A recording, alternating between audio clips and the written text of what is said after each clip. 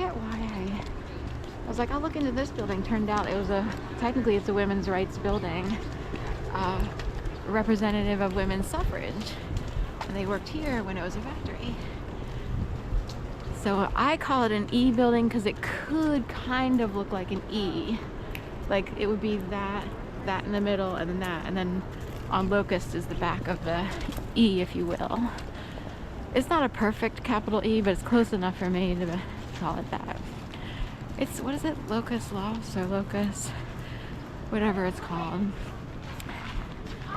They were kind of worried when they built the high-rise on the river that it would block the views. Like some people wondered, but it's not an issue at all, other than this building is there. But the building is far enough to the left, if you're looking at the building, that it's not a major thing. So if you are the building, or south, it's like angled, it's on the south end, or pushed south of it's southern on the street positioning. So hopefully no Rudy business today. I call it Rudy business. I used to walk a dog named Rudy, and there were always antics on the street to the point where it's like you're instigated and antagonized into like having a Fitbit, you know, kind of.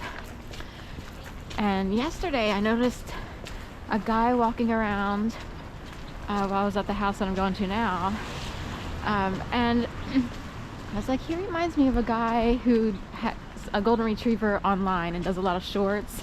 It's not kind of golden, it's a different guy who's always kissing he loves his, you know, golden retriever. It's a really, you know, cute, loving thing. And then he has his wife and they joke about how he, you know, he loves the dog and barely pays attention to his wife, that kind of thing.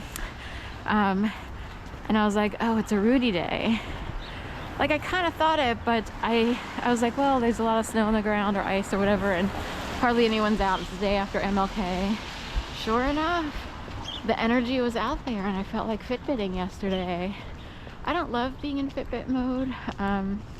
It's you could say it's part of PTSD, but it's actually part of gang stalking.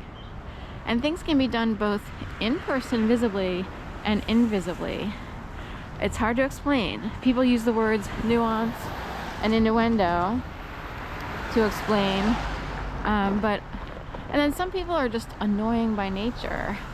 And someone told me recently, they're like, wow, your family won the prize of having to grow up in one of the most annoying regions of the United States, and in fact Delaware is among one of the most annoying populations. And they're like, you worked at MBNA Bank? No wonder you weren't happy. These are some of the most annoying people you can find. You would not fit in because you're too high quality. It's hard to explain. There are people without money who are actually higher quality than some people who figured out how to operate in a corporate environment.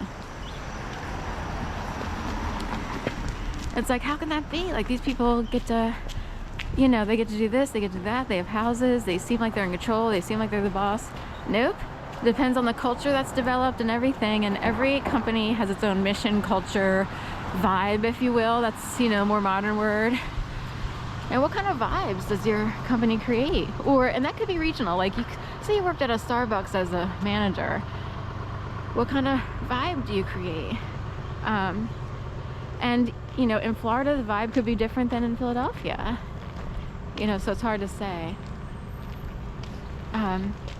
So, little sled back there.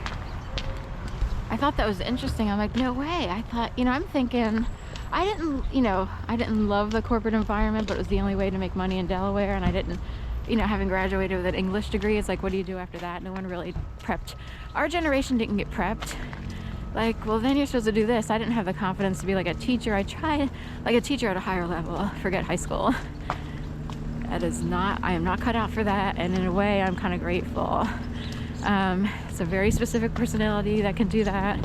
And I did try substitute teaching, and every time I tried substitute teaching, I was like, this is god awful. Basically, it's daycare with behavioral management problems all day long. And then there's a few good kids sprinkled in who are like, do we have to go back to school today? Can I go to a private school or a charter school? I substitute taught at a private school in Gainesville, Florida, as I kept trying to like find ways to earn a living. That was the better choice. And also the upper schools. So a lot of private schools do lower, middle, upper. They don't do like K through 3, you know. But you're in lower school would be K through 3, 4, or 5, it depends. Middle would be 6 through 8 or 5 through 8, 4 through 8, however they do it. And then upper would be basically your high school years. And if you do a private school, uppers, by then the kids are super mature. And I don't mean to, other people are mature in different ways. People grow up in all kinds of ways, but sad to say, I was always basically a good kid. And I don't know what to do when people don't want to get through school. I didn't love school, but I just knew that you just show up, you do the work, and you... So anyway, long story short, private was better. But even still, you know, bad associations with like cafeterias and the aromas, and just the system was too, I don't know, everybody wears a lanyard, you know, it's, I don't know. And people learn in different ways.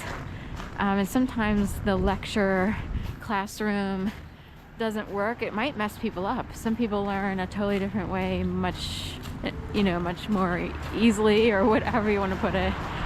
So anyway, that's an argued about situation.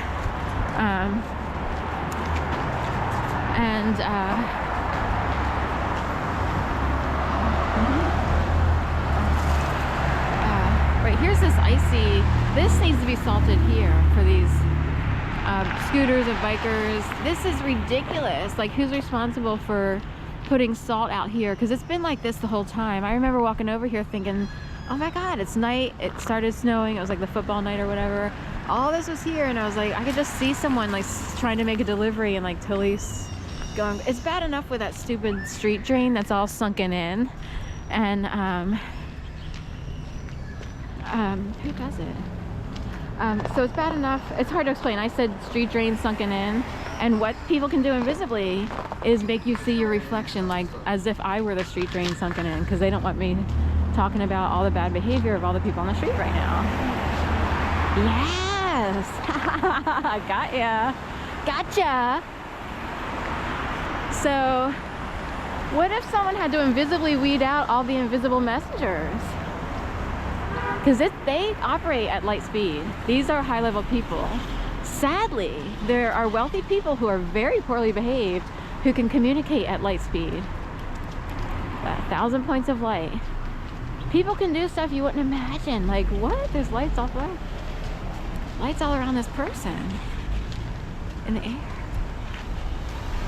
Are they an angel?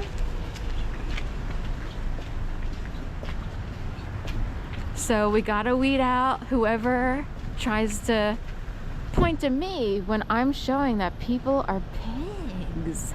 I am so not kidding. Okay, let's go inside first. They wanted this? Okay. They wanted this. I can't even read it, so... I do get like C at the bottom.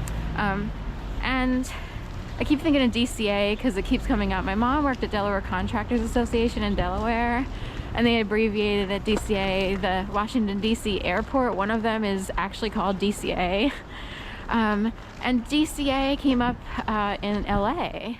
I forget what it stands for, but it kept coming up in people's videos. And I was like, what's DCA over there?